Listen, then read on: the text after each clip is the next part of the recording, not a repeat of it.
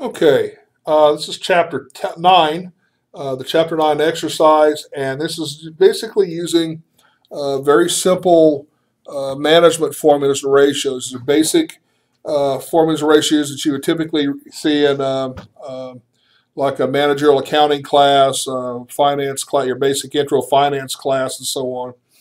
Now, these are common ratios used everywhere, and there's no such thing. I want you to understand something. There's no such thing as a one size fits all number for a ratio.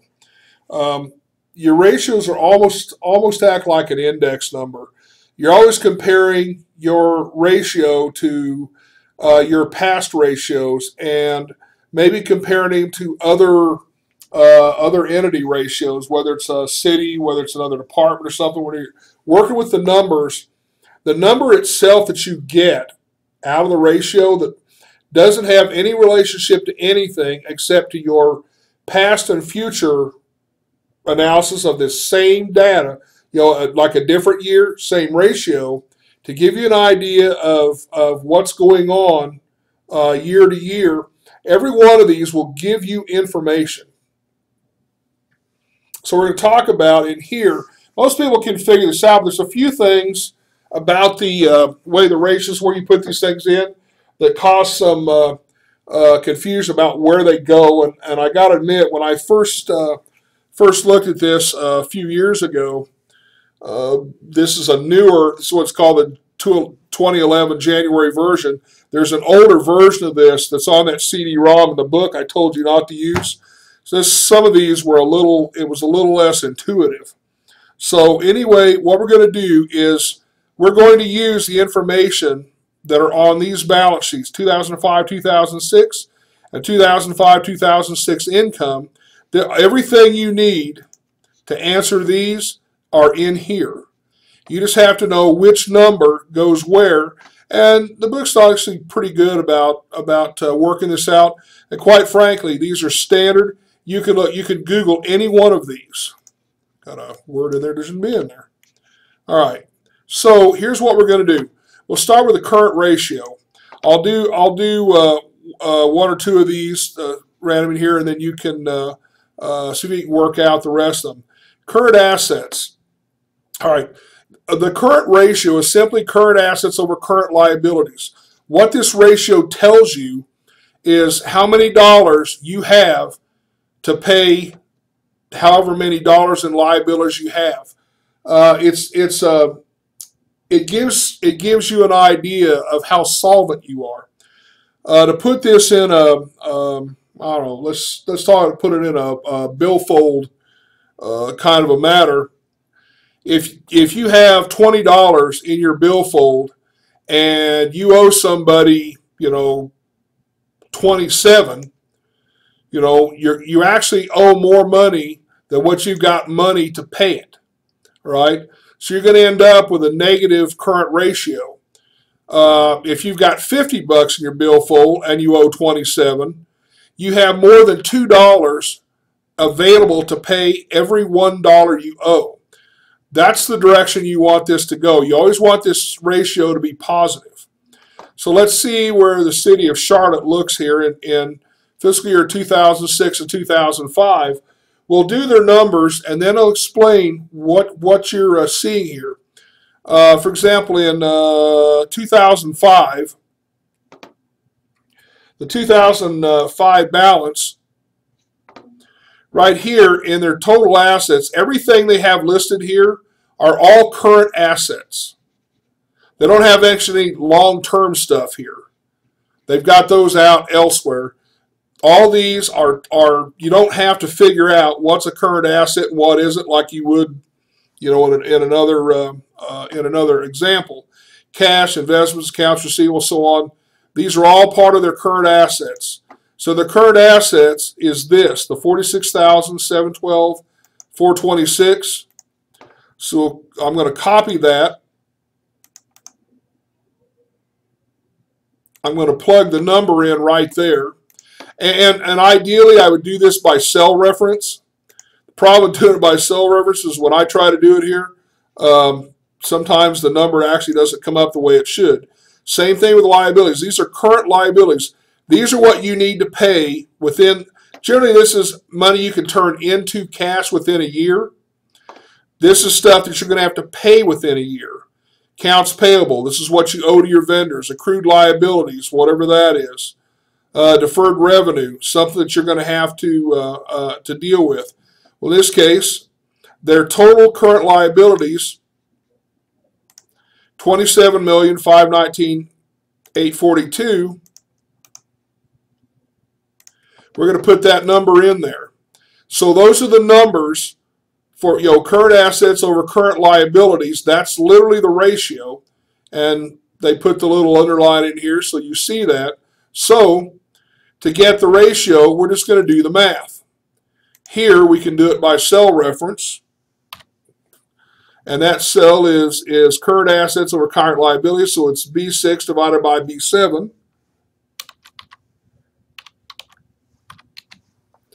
And we get a ratio.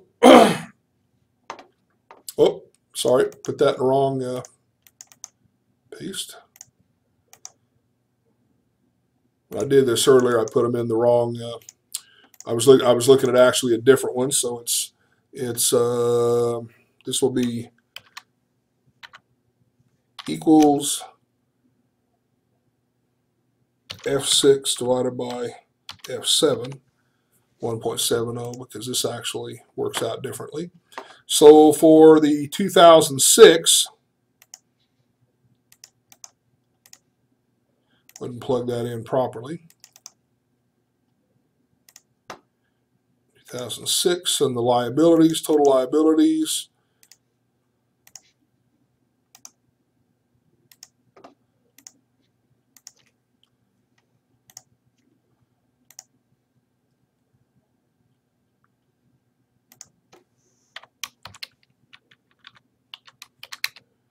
All right, there we go. All right, so what we know is in 2005, their ratio was 1.70. In 2006, a year later, their ratio had gone to 1.80.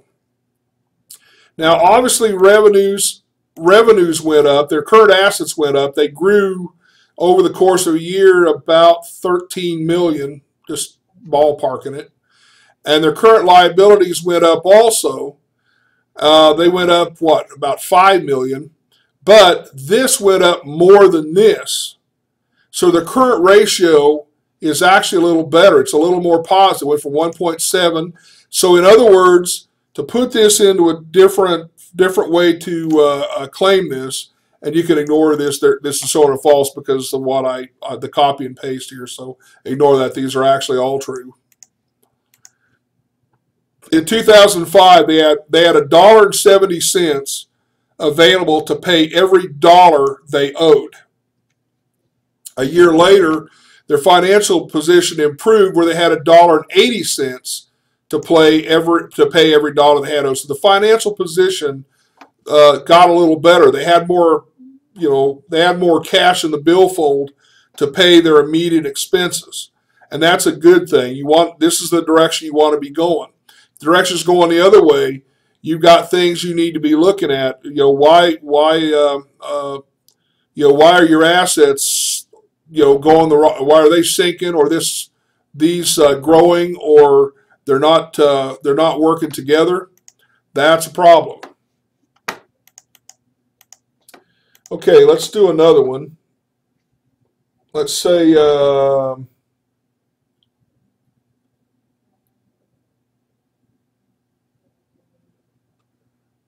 Well, let's do the working capital, because that one's that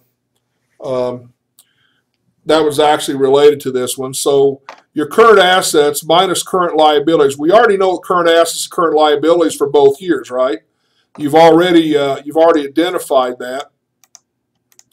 I'm going to copy and paste it simply because I can, because I'm lazy and don't like to type. So your current liabilities. This is simply the amount of money you have left over, that you're going to have available. If somebody walked up to you right now and said, "I'm calling in all all your loans, all your accounts payable, everything. You got to pay me this right now, and this is how much money you've got currently. This is what this number, your working capital, is what's left over. This money right here, this amount is spoken for. It can't be part of your working capital because you owe it to someone else. Your working capital is what's left over from your current assets after you subtract, what you're going to owe. So for this, it's simply the equals. You're going to take B10 and you're going to subtract B11 to get your actual amount here. All right. When I do this is right. There's two ways of doing this. This false in here is complaining about the way I did it. We'll do it this way. I subtracted it. All right, there's another way to do this. I'm going to show you the other way too. Remember on an earlier spreadsheet I told you that if it's negative, you can put that in as a negative. Well, then you can, instead of subtracting, you can add them. And you get the same number, and the spreadsheet, the way the error checking is set up, it's set up to actually do it that way. Honest to God, I really don't care which way you do it. Either way, mathematically, it's just fine. So if you want to put it in as a negative, I'm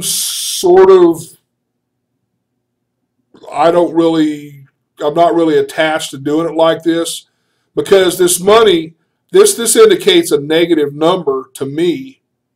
And so since this isn't a negative number, your current liabilities can't be negative. I mean, if they were negative, remember, you can't have two negatives. Money going out, if it's negative, wouldn't that mean it's now money coming in and they zero out?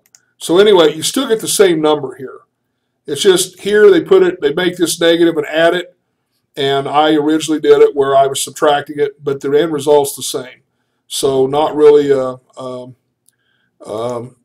exciting moment there. This is one of the reasons why I wanted to do this video, to show you that there's more than one way, again, to skin a cat in your stuff. So like this, that number is showing false, but it's because this is set to show this. It's not looking at the number as a number. It's actually looking at it, in this case, in the format, and it's a little annoying. And so here, you're simply taking this, we'll do it like this, equals, give it a rest, equals that plus that, and it comes up to that number, which again shows all true. Now, what does this tell you? Working capital. Now we see here, we know that the ratio is getting better. This is telling us that we basically have an extra dime for every dollar that we owe. Between 2005 and 2006, we've got an extra dime available to pay it. It means our financial position is a little more sound. The bigger these numbers are, the easier it is to get financing, because the more likely it is, if you just look at it this way, suppose you're a lender and two people come up to you. One has this as their current ratio, and another, say it's 0.7. So they've got 70 cents to pay every dollar that's owed. You've got $1.80 to pay every dollar that's owed. Which one would you lend to? The one that's got the more money available to pay what they owe, right? Even here at $1.70. Now that doesn't maybe sound like a lot, but you figure that's about a 5% difference between the two. So that's fairly significant. Over a multi-million-dollar loan or something, that adds up pretty quickly, especially you do it over multiple years, because this guy is going to get charged more interest than this guy would, because this guy is riskier. So what you want to see is that these numbers at least stay the same. You do not want to get these down all the way to 1, or God help you, lower than 1, Because if it's lower than 1, you are not taking in enough money to pay the bills. If you are exactly 1.0, you are taking in exactly the same amount of money it's costing you to pay the bills. Which means, what happens if something unexpected comes up? What happens if one of the say one of the city unions suddenly wants a pay raise, or say that you have one programmed into a contract?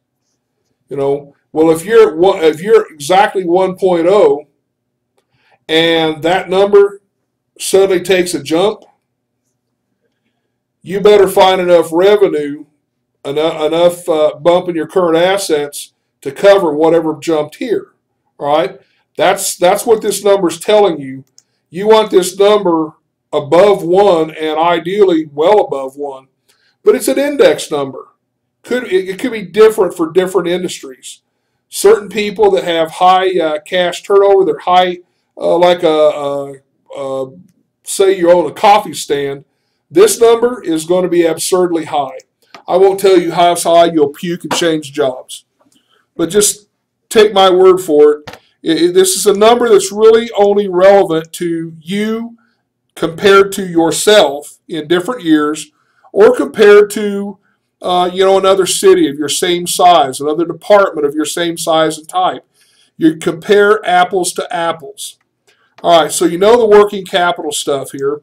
You know here that this got a little better. So over here, what you're going to say, you're just going to say that as the current ratio has gotten better, the more it is above 1, above the previous year, that they're financially they're a little healthier.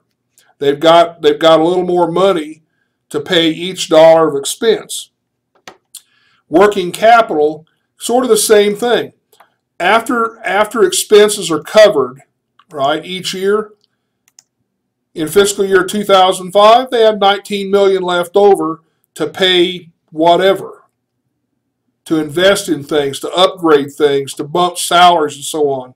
In 2006, while expenses and assets went up, assets went up faster than expenses, so there they've got $26 million left over to spend. All right. Now, you always have to keep in mind, sometimes this is affected by like a one-time infusion of cash. You sold a city asset. All right. Well, that's a one-time thing. So you got a big cash bump, but you have to remember that when you strictly follow this, it's going to be a little off. So you might do your working capital ratio, but you also do it without that one-time infusion.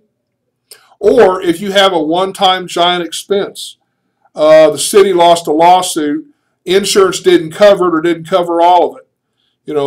Well, this is going to it's going to skew these numbers.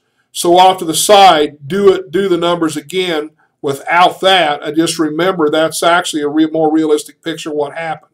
So in this case, working capital, you have more working capital available that you can use to invest in upgrades or repairs or whatever. Coming down, your quick ratio, debt to asset ratio. The quick assets, this is kind of your, this is stuff you can turn into cash virtually immediately. All right. Current ratio, this is what you can over the course of a year, you can turn this stuff into cash.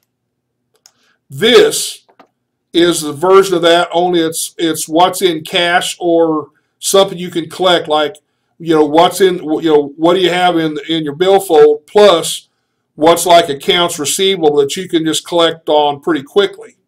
You don't have to worry about waiting 4, 5, 6, 7 months to get the money. You can turn this in quickly. The reason you want to know that is in your current liabilities, this is how much, if somebody calls in a note or whatever, this is how much you got to pay that. You want this number to be positive, because if something happens and you have to pay a big chunk of money up front, this gives you an idea of how many dollars you have on hand to pay something that somebody walks up on, bangs on the door, and wants their money. And you can't say, like in here, over the course of a year, this is what I'm looking at. This is if you bang on my door tomorrow, this is giving me an idea of how much money I've got available for each dollar of current liabilities. How much ideally, this will be 1.0 or better. Won't always be, and that's a little scary because you always want to try to find a way to make that happen. If it doesn't, it's one of those you pay what you can and you try to work with them on the rest. Debt to asset ratio, same thing. Total liabilities divided by total assets, which gives you an idea of how much you owe. It's really kind of a ratio of your net worth. How much you've got debt to your total assets. You don't want this to be a huge ratio. That puts you in, say, Birmingham, Alabama, Detroit, Michigan, Stockton, California. If these are huge, these are small, you got problems. You're probably going to see a bankruptcy judge in the near future. Don't want that to go south. Days payable ratio. Now this is important. Days payable ratio gives you an idea of how quickly you're able to pay your bills. And you don't want this number getting bigger. If the number's getting bigger, it indicates you're having trouble paying your bills. You're waiting on money to come in to pay your bills. And if that number is growing, that is a bad sign.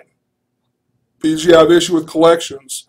And it's a fairly simple calculation, but it's the idea is you want to know how long it's taking to pay your bills. If you're buying something, let's just say it's the fire department and you're buying supplies, if it's like here in 2005, it's taken you 20 days to pay the bills. In 2006, instead of the 20 days it took you here, it's now taking you 22 days to pay the bill. What is that telling you? Why is it taking you 2 days longer this year to pay the bills than this year? Is it a problem because, the revenue that you get, say it's a sales tax to pay for, say supplies of some sort, EMS supplies. Say there's EMS supplies and you depend on this sales tax coming in. Well, it's coming in slower or coming in smaller and it's taking you longer to gather up enough money to pay the bills. All right, that's telling you that money is not coming in as quick as it was the year before. At some point, you're going to get to this. If this continues, you will get beyond the number of days that your supplier will accept you paying the bills. They will now require cash on the barrelhead to send you anything. This lets you know whether or not you're staying the same, whether something's going on and you need to look into it, find out why you're not collecting things fast enough, because maybe you're not collecting as much as you budgeted for, in which case you're either looking at reducing services so that you aren't going the wrong way or finding ways of coming up with more money. But either way, this is what it gives. This is that information it gives you. Profit margin ratio. That's really what your surplus is over your revenues, and this, don't think of this as profit in the, I'm getting rich and moving to Park Avenue kind of profit. This is in the strictest sense of the word. We're talking a profit in the money left over after you pay all the bills. A nonprofit, it's perfectly useful, plausible, and you should be turning some sort of profit because you have to pay for replacement of equipment, expansion. Can't always count on something come out. If, for example, you're a department and you provide contracted service to industry or to people that live outside of town, outside of your service area, outside of the area where your tax dollars are generated to operate your department, but you contract to people outside of that area. right? If you're tracking that to make sure that you're not losing money taking care of somebody else's problems for which you receive no other revenue except what they pay you to provide fire protection, you want to know, are you taking enough in? Is that margin changing? So this would be what would tell you that. How's that ratio moving? It's not actual dollars, it's the ratio. So if you see that ratio moving, it gives you one number to look at, not two.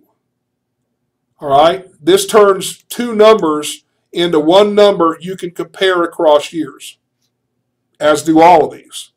Common size ratio, kind of the same thing. You're just going to go here in the common size stuff. You'd go over to these balances, say fiscal year 2006 and 2006 income. The common, whoops, get out of the way. Hitting the wrong thing here. So like here on these numbers, for example, like taxes. Well, taxes are going to be found on your statements of income right here under 2006 income, line 9, taxes, general fund. There's your 80,000 or 80 million, and you would put that right there. And you would do the same thing for 2005, which would be that 73 million. Right? So now what we want to know is how these we want to know a common size ratio is taking these numbers and doing some little manipulations here to see how they compare. And in a common size ratio, these percentages, you could go to another city of the same size or a department of the same size and compare this number. You don't have to compare these. You're just comparing the percentage. So like in this case, you would be comparing the, well, when you plug all of this in, this would be like equals, I can't quite finish it out here because I'm not going to do it all for you, but it would be B36, which is your taxes for fiscal year 2006, and it would be divided by the total revenue from this stuff, which is in B43. But this is when I do this is going to come up with an error, a divide by zero error. But once you put in fees and permits, intergovernmental, charge for service fines, all right, and then sum these, or subtotal these, probably have to subtotal them because the author was fond of using subtotal instead of sum. In this case, it's overkill and not really necessarily needed, but hey, I'll roll with it. And that will give you a percentage, all right? And so you'll do the same thing. You'll plug in all of these numbers from these statements, like there's your fees and permits, intergovernmental, charge for service fines, miscellaneous. In fact, let me see if it'll just let me, because I think they use the exact same.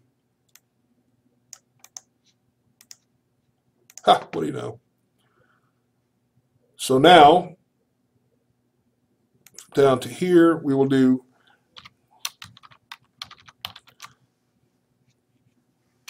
and that will be B36 through, make sure I put the 9 switch in there. If you guys are remembering to do that, otherwise you get all sorts of errors. B36 through B42. And then, that comes up to 72.8%. So 72.8% of your revenue coming in is coming in from taxes. You watch this from year to year because you want to know where your money's coming from. And if those ratios are changing, that gives you an idea of where money's coming from and going, and you need to track this to make sure that you know what's going on. All right. You do the same thing over here, and you do the same ratio stuff, except like this will change to B37 divided by B43 and so on. Go right down the line. You do the same thing over here. It'll be F36 divided by H43 and right down the line. And that'll give you an idea of how your revenue's dispersed. And that's what you're going to say over here. That's what it's telling you. It's going to tell you how your revenue's being dispersed. So plain and simple. And then down in your conclusion, the conclusion is you're just going to look. You're just going to conclude whether or not you think, based upon the fiscal year 2005 to fiscal year 2006, do you think the city of Charlottesville, based on their financial statements, which you have here for 2 years, and you're doing the math and you're seeing how the ratios are changing, are those actually mean that they're on a sound basis? Yes or no? Do you think they're on a sound basis, or do you not think so? And I will leave that up to you to determine if that's in fact what's going on. All right? Good luck with the rest of it. Like I say, this is not as difficult as it first looks. So, like I say, this hangs people up. I really don't care if you get it, if you subtract it, or if you do it like this, you know, in a parentheses and add it. You'll get a true that way, but the numbers are the same either way. So, like I say, I'm not fussed either way. Just make sure I've got the right numbers. And that's all you're doing right down the line, plugging in the numbers that you're going to take from here, doing the math, and then you're going to say, what does that number tell you? Now, like these numbers, the difference between here and here, what does that tell you? And put that in here, okay? All right. Good luck on Chapter 9, and shoot me an email if anything's puzzling you. I'm going to be out of town for the weekend, and I will be available off and on via email. So if you really get stumbled over something, shoot me an email, and I'll work on it. You've got plenty of time to turn these in. Since there's no final in here, you basically have 2 weeks left, so good luck.